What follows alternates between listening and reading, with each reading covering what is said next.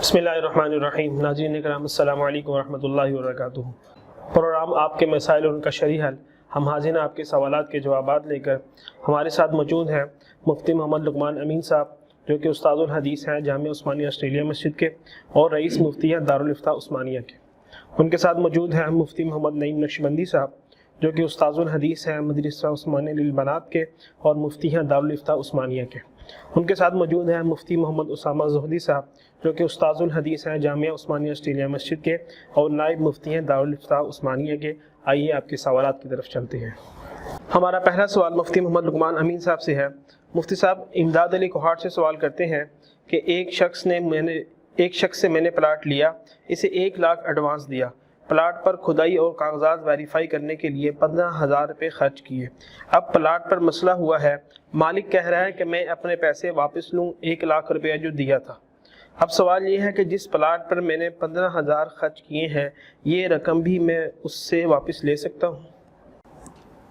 بسم اللہ الرحمن الرحیم۔ جب کوئی چیز اس طرح سے بیچی جائے کہ بعد میں اس کا کوئی مستحق نکل آئے، جیسے اس سوال میں سائل نے پوچھا ہے، تو چونکہ اگرچہ اس میں وضاحت نہیں ہے کہ وہ مسئلہ کس قسم کا ہے، زمین کے معاملات میں یہ مسائل ایسے ہی ہوتے ہیں کہ کسی دوسرے کی زمین ہوتی ہے، کوئی دوسرا شخص بیچ دیتا ہے، اپنے نام پر رجسٹری اور انتقال نہیں ہوتا کہ اسے آگے بیچ دیا جاتا ہے، عموماً ایسے ہی مسائل ہوتے ہیں۔ اس مسئلے کا حکم یہ ہے کہ اگر تو خریدار پہلے سے اس بات سے واقف تھا کہ جو پلاٹ اسے بیچا جا رہا ہے وہ بیچنے والے کا اپنا نہیں ہے، اس کی ملکیت نہیں ہے، وہ اس پر قابض و مالک نہیں ہے، تو پھر تو حکم اور ہے۔ لیکن چونکہ سوال سے یہ اندازہ ہو رہا ہے کہ شاید خریدار کو پہلے سے معلوم نہیں تھا، اس لیے اس نے کاغذات کو ویریفائی کرنے کے لیے 15,000 روپے بھی خرچے، تو ایسی صورت میں چونکہ اس کو دھوکہ دے کر بیچا گیا ہے پلاٹ، یہ ظاہر کیا گیا کہ یہ پلاٹ ہمارا ہے، ہم سے خرید لو، اور اس کے ساتھ دھوکہ ہوا، تو ایسی صورت میں اس کو یہ حق پہنچتا ہے کہ یہ اپنے وہ پیسے جو اس نے مالک کو دیے ہیں 1 لاکھ روپے ایڈوانس کی شکل میں، اور اپنے وہ پیسے جو اس نے تعمیر کی مد میں، کھدائی کی مد میں، کاغذات کی دیکھ بھال کی مد میں خرچے ہیں، وہ سارے کے سارے پیسے اس سے واپس وصول کرے۔ بلکہ فقہاء نے تو یہ بھی لکھا ہے کہ اگر کچھ وقت گزر گیا ہے اور اس زمین کی قیمت بڑھ گئی ہے تو اس کو یہ بھی حق ہے کہ یہ موجودہ قیمت کے اعتبار سے پیسے واپس مانگے اس سے، لیکن چونکہ ابھی مکمل پیسے ادا نہیں ہوئے تھے، صرف یعنی ایڈوانس ہی دیا ہوا ہے، لہذا اس صورت میں تو ایڈوانس ہی واپس ہو سکتا ہے، اور باقی جو خرچہ اوپر ہوا ہے وہ خرچہ بھی واپس لینا اس کے لیے بالکل درست ہے۔ ہمارا اگلا سوال مفتی محمد نعیم صاحب سے ہے۔ مفتی صاحب، عبدالوحید باون نگر سے سوال کرتے ہیں، اگر بیوی اپنے شوہر کو اپنے محرمات سے تشبیہ دے تو کیا زہار ہوگا یا نہیں؟ بسم اللہ الرحمن الرحیم۔ یہ دیکھیے جی، زہار کا جو معنی ہے وہ یہ ہے کہ خاوند بیوی کو اپنے محرمات عبدیہ میں سے کسی ایک کے ساتھ عضو کامل میں تشبیہ دے، یا کسی ایسے عضو کے ساتھ تشبیہ دے کہ وہ پورا عضو شمار ہوتا ہو، تو خاوند کا بیوی کو تشبیہ دینے سے زہار شمار ہوگا۔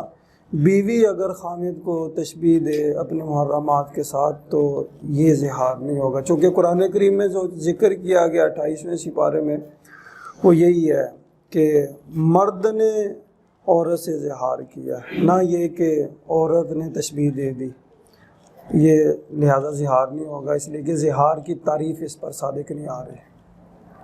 ہمارا اگلا سوال مفتی محمد اسامہ صاحب سے ہے۔ علی تیمور کراچی سے سوال کرتے ہیں کہ میں کریڈٹ کارڈ سے موبائل قسطوں پر لینا چاہتا ہوں، برائے مہربانی رہنمائی فرمائیں، گناہ تو نہیں ہے؟ بسم اللہ الرحمن الرحیم۔ شرعاً کریڈٹ کارڈ کا حاصل کرنا یہ جائز نہیں ہے، ممنوع ہے۔ وجہ اس کی یہ ہے کہ کریڈٹ کارڈ لینے والا شخص اس ادارے کے ساتھ یہ معاہدہ کرتا ہے کہ میں جو قرضہ لوں گا وہ ایک مقررہ مدت کے اندر میں واپس کروں گا، اور اگر میں مقررہ مدت میں واپس نہ کر سکا تو ایسی صورت میں پھر میں زائد رقم بھی ادا کروں گا جرمانے کی صورت میں، اور یہ جو زائد رقم ہوگی یہ سود ہے، تو سود کی وجہ سے یہ ٹھیک نہیں ہے۔ اب یہاں پر بظاہر دو صورتیں بنتی ہے۔ ایک صورت تو یہ بنتی ہے کہ مقررہ مدت میں اس نے قرضے کی رقم واپس نہیں کی اور بعد میں قرضے کی رقم بھی واپس دی اور ساتھ اضافی رقم بھی دے دی، تو ظاہر بات ہے یہ قرضے پر اضافی رقم ہے جو کہ سود ہے، اس میں تو کسی قسم کا شبہ نہیں۔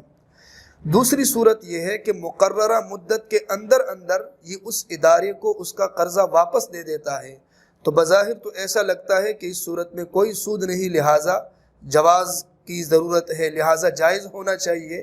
لیکن چونکہ یہ سودی معاہدہ ہے، معاہدہ کرتے ہوئے انہوں نے وہاں پر سود کا نام لیا، باقاعدہ اس کو طے کیا، لہٰذا سودی معاہدہ ہونے کی وجہ سے یہ دوسری صورت بھی جائز نہیں، اور مطلقاً کریڈٹ کارڈ جو ہے اس کی اجازت نہیں۔ ہمارا اگلا سوال مفتی محمد لقمان امین صاحب سے ہے۔ مفتی صاحب محمد دانیال لاہور سے سوال کرتے ہیں، میں ایک کمپنی کی کوسٹر گاڑی چلاتا ہوں اور صبح کام والی جگہ پر لیبر اتار کر واپس خالی آتا ہوں۔ اب اگر واپسی پہ کوئی سواری مل جائے تو کیا اس سے کرایہ لینا جائز ہے؟ بسم اللہ الرحمن الرحیم۔ اس مسئلے کی دو صورتیں ہیں۔ ایک یہ ہے کہ کوئی آدمی کسی کمپنی میں ملازم ہے اور کمپنی ہی کی گاڑی ہے، اور اس ملازم کو اس ملازمت پر رکھا گیا ہے کہ تم یہ گاڑی چلایا کرو، صبح کو ہماری لیبر کو لایا کرو، شام کو واپس چھوڑایا کرو۔ وہ گاڑی بھی کمپنی کی ہے اور یہ بندہ بھی کمپنی کا ملازم ہے۔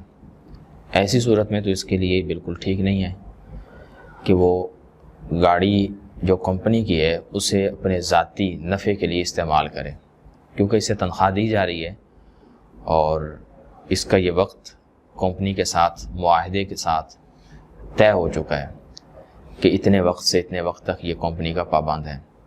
لہٰذا اس کے لیے تو کمپنی کی گاڑی میں مسافروں کو بٹھا کر ان سے کرایہ لینا ٹھیک نہیں، کیونکہ گاڑی بھی اس کی نہیں ہے اور جو وقت یہ کمپنی کو دے چکا ہے وہ وقت بھی اب اس کا نہیں ہے۔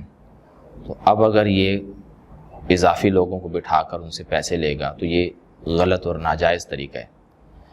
دوسری صورت یہ ہے کہ کوئی آدمی کسی کمپنی کے ملازمین کو اپنے طور پر پک اینڈ ڈراپ کی سہولت دیتا ہے، جیسے عموماً اسکولوں میں، کالجز میں بچوں کو لے جاتے ہیں اور لے کر آتے ہیں، کیونکہ اس میں گاڑی کا جو مالک ہے، ڈرائیور ہے، وہ لوگوں کو، بچوں کو، طلباء کو صرف یہ سہولت دینے کا پابند ہے کہ وہ فلاں وقت پر انہیں فلاں جگہ پہنچا دے گا۔ واپسی پر وہ کیا کرے گا، اس چیز کا چونکہ معاہدے میں کوئی ذکر نہیں، تو اگر ایسی صورت ہو کہ گاڑی اس شخص کی اپنی ہو، یہ کسی کمپنی کے ہاں صرف اس کے ملازمین کو صبح پہنچاتا ہو اور شام کو واپس گھر لاتا ہو، تو باقی وقت اس کے پاس خالی ہے، تو اگر یہ ملازمین کو پہنچانے کے بعد واپس خالی آتے ہوئے کوئی سواری بٹھا لے اپنی گاڑی میں تو یہ صورت ٹھیک ہے۔ اور پہلی صورت جس میں گاڑی بھی کمپنی کی ہے اور یہ بھی کمپنی کا ملازم ہے، اس صورت میں ٹھیک نہیں ہے۔ ہمارا اگلا سوال مفتی محمد نعیم صاحب سے ہے۔ مفتی صاحب امجد سلیم ہنگو سے سوال کرتے ہیں کہ زید جب 5 مہینے کا تھا تو زید کو اس کی چچی نے دودھ پلایا۔ چچی شادی شدہ تھیں لیکن کوئی اولاد نہیں تھی، اور زید کی چچی کا یہ کہنا بھی ہے کہ زید رو رہا تھا تو میں نے چپ کرانے کے لیے اپنے پستان زید کے منہ میں دے دیے، لیکن میرے پستان میں دودھ نہیں تھا۔ اب یہ عورت اپنی بیٹی زید کے نکاح میں دینا چاہتی ہے، اس صورت میں نکاح جائز ہوگا یا نہیں؟ آپ حضرات قرآن و حدیث کی روشنی میں جواب عنایت فرمائیں۔ کہ جی اس میں حرمت رضاعت کے لیے دودھ کا حلق سے نیچے جانا ضروری ہے، خواہ 1-2 گھونٹ کی شکل میں ہی ہو، جیسا کہ سوال میں موجود ہے کہ پستان میں دودھ نہیں ہے۔ اب اگر عورت کو اس بات پر یقین ہے کہ میرے پستان میں دودھ نہیں تھا، بس خالی پستان ہی اس کے منہ میں ڈالا ہے، تو اب اس صورت میں حرمت رضاعت ثابت نہیں ہوگی، چونکہ پستان منہ میں دینے سے حرمت رضاعت ثابت نہیں ہوتی، بلکہ دودھ کا حلق سے نیچے جانے سے حرمت رضاعت ثابت ہوتی ہے۔ لہذا اس میں موجودہ صورتحال سے حرمت رضاعت ثابت نہیں ہوگی۔ ہمارا اگلا سوال مفتی محمد اسامہ صاحب سے ہے۔ مفتی صاحب رفیق اشرف نواب شاہ سے سوال کرتے ہیں، کیا بچے یا بچی کے نام کا اثر ہوتا ہے؟ جیسے میں نے اپنے بچے کا نام سید امیر حمزہ رکھا ہے، بچہ شرارتی تو بہت ہے، تو اکثر لوگ کہتے ہیں نام تبدیل کرو، نظر بد سے بچنے کا وظیفہ بھی بتا دیجیے۔ اس سلسلے میں پہلی بات یہ ہے کہ آپ نے اپنے بچے کا نام سید امیر حمزہ رکھا ہے، یہ نام بالکل صحیح ہے۔ اور دوسری بات آپ کا یہ کہنا کہ بچہ شرارتی ہے، تو بچے تو شرارت کرتے رہتے ہیں، کچھ بچے جو ہے وہ زیادہ شرارت کرتے ہیں، کچھ کم کرتے ہیں، آپ ان کا خیال رکھیں اور آپ ان کی تربیت کریں۔ باقی شریعت نے اور اسلام نے والدین کو پابند کیا کہ وہ بچے کی تربیت کرے اور بچوں کے لیے اچھے ناموں کا انتخاب کرے، بلکہ نبی علیہ الصلوۃ والسلام نے کچھ نام جو ہے وہ تبدیل بھی کر دیے تھے، بدل دیے تھے، جیسے کہ حضرت جویریہ رضی اللہ تعالی عنہ کا نام برہ تھا، تو آپ نے اس کو بدل کر جویریہ نام رکھ دیا۔ اسی طرح نبی علیہ الصلوۃ والسلام کے دور میں ایک صاحب تھے جس کا نام تھا حزن، حزن کا معنی طبیعت کے اندر سختی۔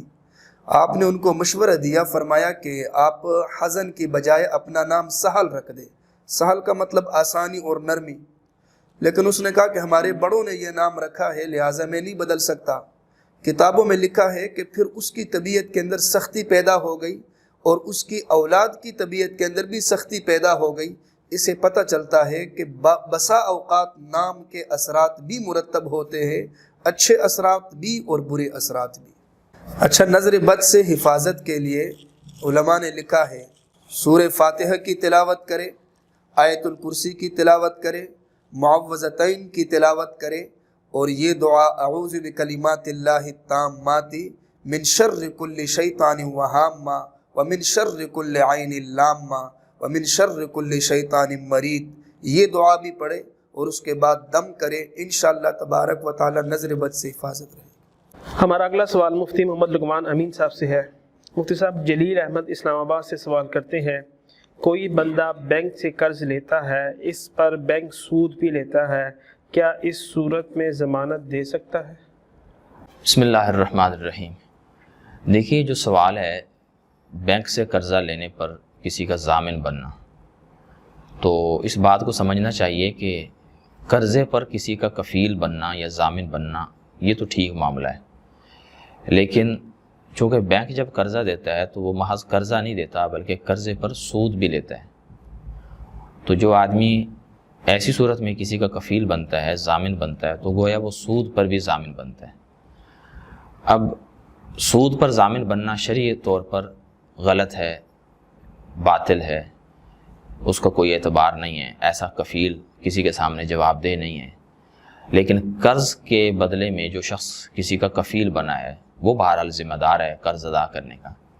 اب یہ مسئلہ دو چیزوں سے مرکب ہو گیا، ایک درست چیز ہے، ایک غلط چیز ہے، تو ایسی صورت میں عمومی طور پر تو یہ فتویٰ نہیں دیا جا سکتا اور یہ حکم نہیں لگایا جا سکتا کہ ایسا آدمی کسی کی کفالت دے دے، چونکہ جب تک غیر سودی بینک موجود نہیں تھے تو شاید کسی درجے میں کوئی ضرورت ہو، لیکن اب جب متبادل غیر سودی بینک موجود ہیں تو ایسی کسی بھی رخصت کی اجازت نہیں دی جا سکتی جس سے یہ معاملہ آگے مزید بڑھ جائے۔ تو ہماری رائے یہی ہے کہ ایسے موقع پر ضامن بننے سے اجتناب کرنا چاہیے۔ ہمارا اگلا سوال مفتی محمد نعیم صاحب سے ہے۔ مفتی صاحب مظہر آوان کراچی سے سوال کرتے ہیں، سفر میں قیام کے دوران سنت اور نوافل پڑھنا کیسا ہے، رہنمائی فرمائیں۔ اس دوران سفر آدمی مقیم ہے تو سنتیں اس کو پڑھنی چاہیے، اس لیے کہ ترک سنت کا جواز اور گنجائش وہاں ہے کہ جب آدمی کے پاس سہولت نہ ہو، وقت نہ ہو، کوئی گاڑی نہ ملنے کا کوئی خطرہ ہو، تب سنتوں کو چھوڑا جا سکتا ہے، ورنہ اگر قیام ہے، مقیم ہے اور سہولتیں ہیں اس کے پاس ساری، تو سنتیں چھوڑنے کا کوئی جواز نہیں ہے، پڑھنی چاہیے سنتیں۔ ہمارا اگلا سوال مفتی محمد اسامہ صاحب سے ہے۔ مفتی صاحب حمید اللہ پشاور سے سوال کرتے ہیں کہ مجھے نماز میں شک رہتا ہے کہ الفاظ ٹھیک طرح ادا نہیں ہوئے، اسی وجہ سے ہر نماز میں اٹک جاتا ہوں وہی الفاظ بار بار پڑھ کے تسلی نہیں ہوتی۔ برائے مہربانی رہنمائی فرمائیں، کیا نماز اونچی آواز میں پڑھ سکتے ہیں؟ بسم اللہ الرحمن الرحیم۔ پہلی گزارش تو یہ ہے کہ آپ کسی عالم کے پاس جائے، کسی قاری صاحب کے پاس بیٹھے، باقاعدہ آپ محنت کریں، آپ اپنی نماز درست کریں، اپنی قرات درست کریں، اور اتنی محنت کریں کہ آپ کو یقین ہو جائے کہ میری نماز درست ہو گئی۔ یہ ضروری ہے۔ دیکھیں دنیا کے مفاد کے لیے لوگ کتنی محنت کرتے ہیں، ایک ڈاکٹر کتنی محنت کرتا ہے، ایک درزی محنت کرتا ہے، ایک وکیل بننے کے لیے کتنی محنت کرتا ہے، جبکہ دنیاوی یہ تمام مفادات یہ عارضی ہے، اور جبکہ مقاصد میں سے یہ نہیں ہے۔ حالانکہ انسان کی تخلیق کے مقاصد میں سے جو مین مقصد ہے وہ عبادت ہے۔ اللہ نے انسان کو پیدا کیا اور مقصد بتایا عبادت، وما خلقت الجن والانس الا لیعبدون، اور عبادات میں سے نماز کا پہلا نمبر ہے، اور سب سے پہلے نماز کا سوال ہوگا۔ تو آپ کو چاہیے کہ آپ پوری محنت کریں، کوشش کریں کہ آپ کو یقین ہو جائے کہ میری نماز درست ہو گئی، اور کسی اچھے قاری کے ساتھ رابطہ کریں۔ ایک بات تو یہ ہے۔ دوسری بات آپ نے یہ پوچھی کہ کیا اونچی آواز سے قرات کر سکتے ہیں تاکہ تسلی ہو جائے؟